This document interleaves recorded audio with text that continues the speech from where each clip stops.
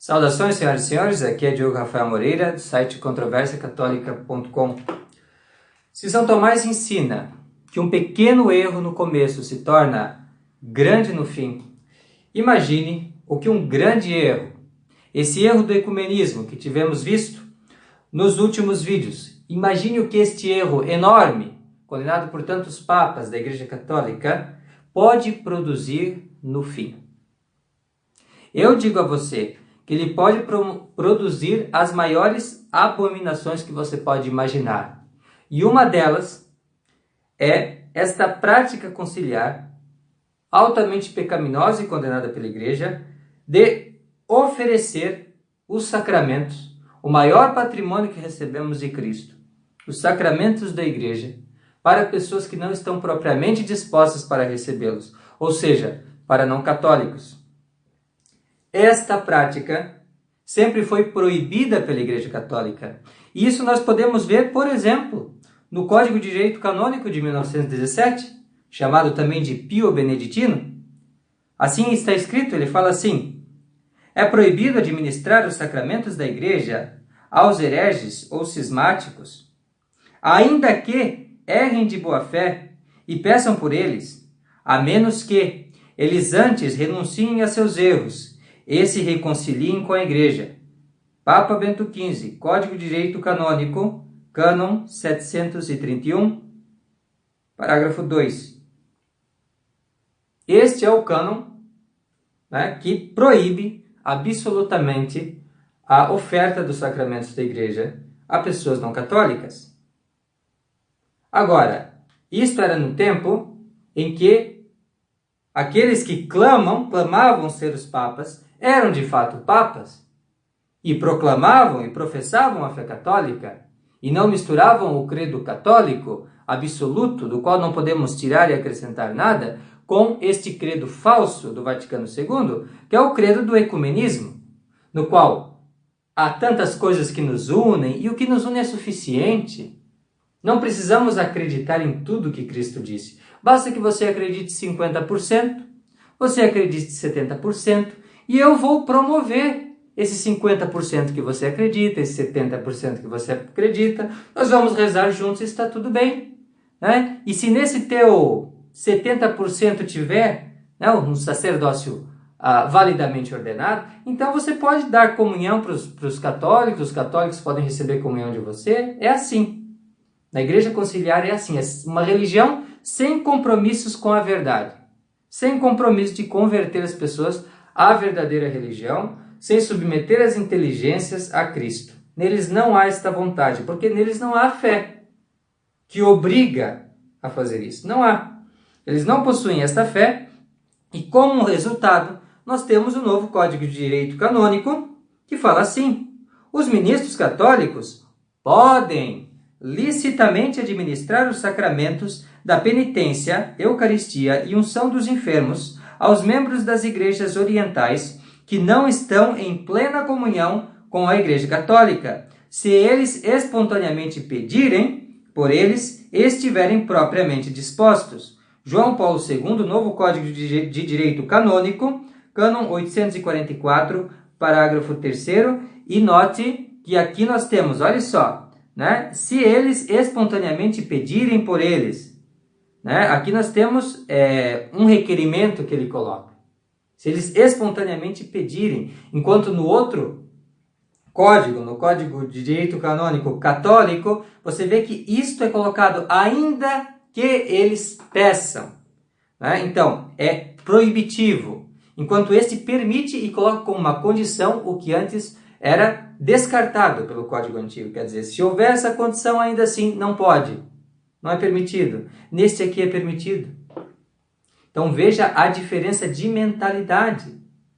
Já não é a mentalidade católica que temos aqui, mas temos uma mentalidade infiel que não se importa com o que Cristo mandou, com o que o magistério ensinou sobre a matéria. Eles não estão nem aí, eles querem construir uma coisa nova. São inovadores. E ansiosos por novidades, enquanto o catolicismo não pensa assim. Como, por exemplo, diz o Papa Inocêncio III, ele fala assim: os clérigos certamente não devem dar os sacramentos da igreja a esses homens pestilentos, isto é, os hereges, nem dar-lhes sepultura cristã, nem aceitar doações e ofertas da parte deles. Se eles assim o fizerem, que sejam depostos de seu ofício e não retornem a eles, sem o especial indulto da Sé Apostólica.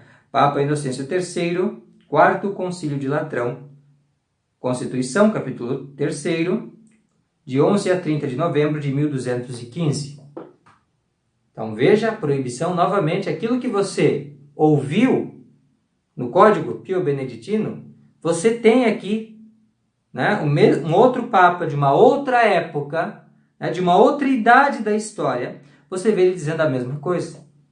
Por quê? Porque ele não está dizendo só arbitrariamente, não é um preconceito. Isso se baseia na Escritura Sagrada, isso se baseia no Evangelho de Cristo. Né? É por isso. Agora, João Paulo II pode se dar a liberdade de contradizer e de ter aquilo que Inocêncio III tinha como algo absolutamente inaceitável, né, ter como algo que causa-lhe até alegria.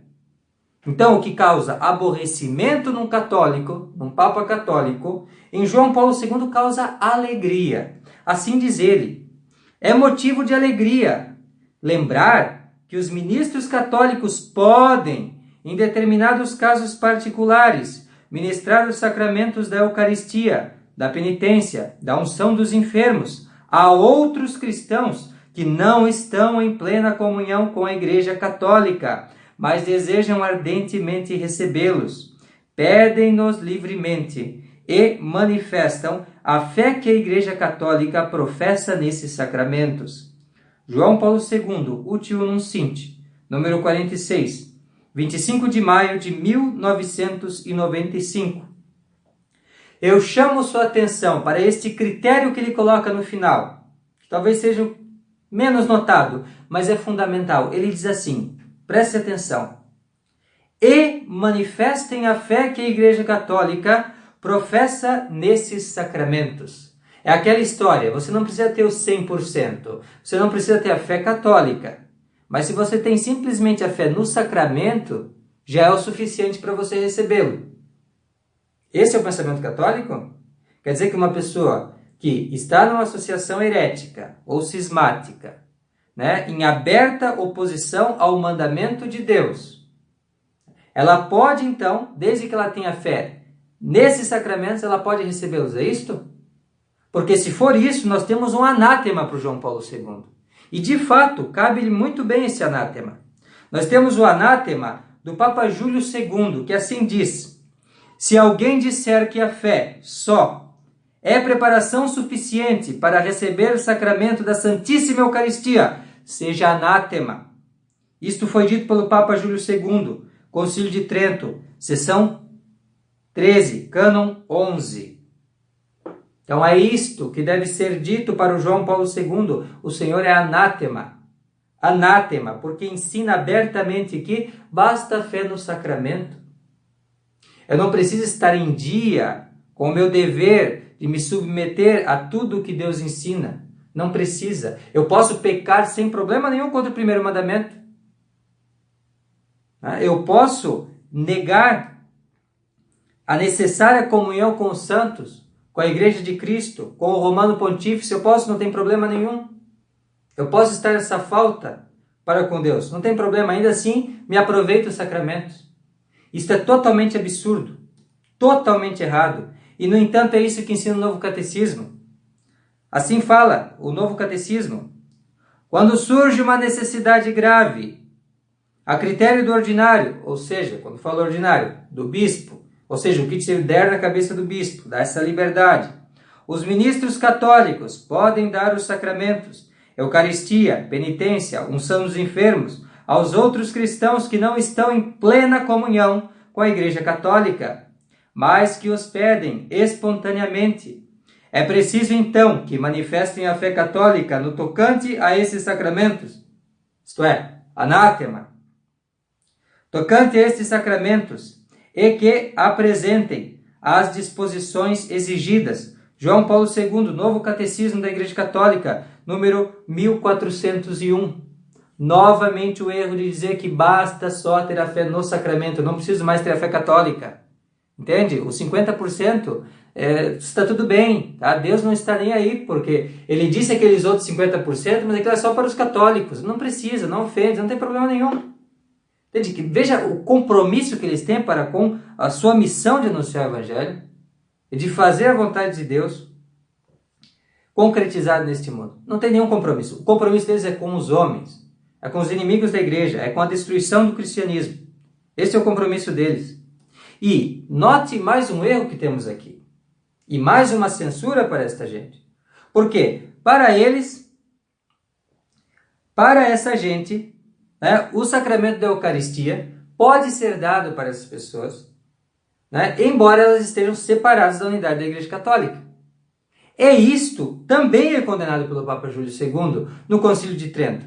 Porque assim ele diz, ele fala, além disso, quis que o sacramento da Eucaristia fosse penhor da nossa glória futura e da perpétua felicidade e símbolo daquele único corpo do qual ele mesmo é a cabeça, ao qual quis que estivéssemos ligados como membros pelos laços estreitíssimos da fé, da esperança e da caridade, para que todos disséssemos o mesmo e não houvesse cisma entre nós. Papa Júlio II, Concílio de Trento, seção 13, capítulo 2.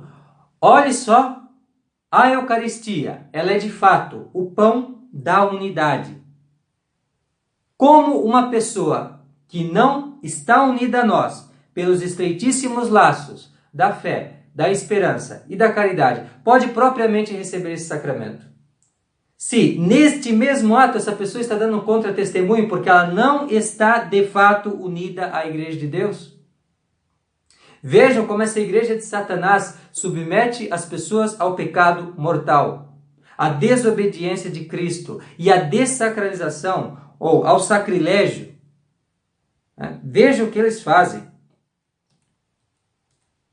Agora, este caráter da Eucaristia tem que ser desprezado e o proibido deve ser permitido, como diz o Paulo VI, de uma forma sorrateira, né, mas que vai levar para esta abominação de dar coisas santas a pessoas que não estão em disposição para recebê-las, assim diz o Paulo VI, sorrateiramente. Todavia, não é lícito considerar a comunicatio in sacris, isto é, comunhão nas coisas sagradas, como um meio a ser aplicado indiscriminadamente na restauração da unidade dos cristãos. Esta comunicatio depende principalmente de dois princípios: da necessidade de testemunhar a unidade da Igreja e da participação nos meios da graça. O testemunho da unidade frequentemente o proíbe. A busca da graça algumas vezes o recomenda. Paulo VI, Vaticano II, Unitatis Redintegratio, número 8. Note bem, eles estavam perfeitamente conscientes da doutrina de Trento, tanto que menciona aqui o testemunho da unidade. Frequentemente a proíbe esta prática de comunhão com os hereges e cismáticos nas coisas sagradas. Eles sabiam de Trento que o proibia. Eles sabiam que a Eucaristia exige esses estreitos laços de fé, esperança e caridade, mas ainda assim, contrariando de uma forma sutil, com uma gotinha de veneno, eles dizem assim: porém, a busca da graça algumas vezes o recomenda. Como assim? Que busca de graça? Que graça, afinal, que nós vamos receber com essa comunicatio in sacris, dando as coisas santas para pessoas que não têm disposição para recebê-los, ou recebendo dessas pessoas que estão separadas da igreja e sacramentos? O que nós vamos receber com isso? Eu digo a você o que nós vamos receber de fato, e não usando as falácias do Vaticano II, mas de fato, a partir de um padre da igreja, São João Damasceno. Ele diz o que esta comunicatio in sacris do Vaticano II realmente é. Ele fala assim: com todas as forças, pois, guardemo-nos de receber a comunhão de hereges e dar a comunhão a eles. Não deis aos cães o que é santo, diz o Senhor, nem lanceis aos porcos as vossas pérolas, para que não comunguemos de sua desonra e condenação, São João Damasceno, a fonte do conhecimento. Olhe bem, São João Damasceno, dizendo qual é esta graça que o Vaticano II vai nos proporcionar. Qual é este maravilhoso fruto do Vaticano II? É este que agora nós vamos comungar da desonra e condenação dos hereges. É exatamente isto. O Vaticano II, esta seita diabólica, ela leva a comunhão com a desonra e a condenação dos inimigos da igreja. É este o caminho do Vaticano II. Um caminho de desonra e de condenação. Esta é a graça que eles oferecem, tanto para os seus próprios fiéis quanto para o de outras religiões. Esta comunhão na desonra e na condenação. Por isso que é uma religião que não salva e não agrada a Deus. E de fato, eles insistem nesta comunicação em sacris. Veja só o que João Paulo II vai dizer em contraposição ao que nós ouvimos aqui de São João Damasceno, doutor da igreja. Veja a diferença. Ele fala assim: no que concerne aos aspectos da intercomunhão, o recente diretório ecumênico confirma e declara precisamente tudo o que o concílio disse. Isto é, uma certa intercomunhão é possível, uma vez que as igrejas orientais possuem verdadeiros sacramentos, especialmente o sacerdócio e a Eucaristia. João Paulo II, Audiência Geral, 9 de agosto de 1995. Sim, vejam bem, uma intercomunhão é possível, uma certa intercomunhão. Mas intercomunhão com o quê? O que nós acabamos de aprender de um doutor da igreja, São João Damasceno? O que aprendemos deste padre? Ele diz assim: para que não comunguemos de sua desonra e condenação. Então, o que é esta intercomunhão? É uma intercomunhão na desonra e na condenação. Este é o erro, né? Ou a conclusão, a consequência do erro do ecumenismo. Levar a desonra e a condenação. É isto. É lamentável que tantas pessoas se deixem enganar por esses falsos profetas do Vaticano II. É realmente muito triste ver tantas pessoas que têm olhos, que têm ouvidos, que têm a preparação e o entendimento para compreender essa situação. Compreender que esta não é mais a Igreja de Cristo. E, no entanto, é como se não tivessem. Eles têm olhos, mas não veem, têm ouvidos, mas não ouvem. É impressionante. Nós mostramos esses documentos para as pessoas, uma prova cabal, e ainda assim elas se fecham à verdade. Eu peço encarecidamente a você que assiste esse vídeo que não faça o mesmo, não siga o exemplo deles, mas ame a verdade. E assim você verá que não há conciliação. Esse magistério do anticristo não é a voz do Senhor Jesus Cristo. Não é o magistério autêntico da Igreja Católica. Veja, eu estou aqui comparando, não é a primeira vez, comparando o magistério católico com este magistério anticatólico que se ergueu no Vaticano II. E você está vendo muito bem. Eles são como água e óleo. É como comparar aqui maçãs com laranjas. São completamente diferentes. São coisas diferentes. Você vê, são coisas diferentes. E mais, são inimigos. Porque um magistério condena o que o outro ensina. E vice-versa. Então você saiba, meu amigo, se você está do lado deles, você está combatendo a sua religião católica. Compreende? E se você não está do lado deles, você não vai deixar de ser católico. Pelo contrário. Se você está do lado do magistério, da Igreja Católica autêntica, da Roma eterna, você vai estar do lado católico e vai promover o catolicismo. É isso que eu convido você a fazer. Eu agradeço a você por ter assistido esse vídeo. Esta é a primeira parte do nosso vídeo, a nossa exposição sobre esta questão da comunhão para não católicos. Teremos ainda mais uma parte, onde concluiremos o nosso exame desta questão. Mas desde já, eu estendo no meu agradecimento por ter assistido esta nossa pequena conferência. Eu desejo que fique com Deus e até a próxima. Tchau, tchau.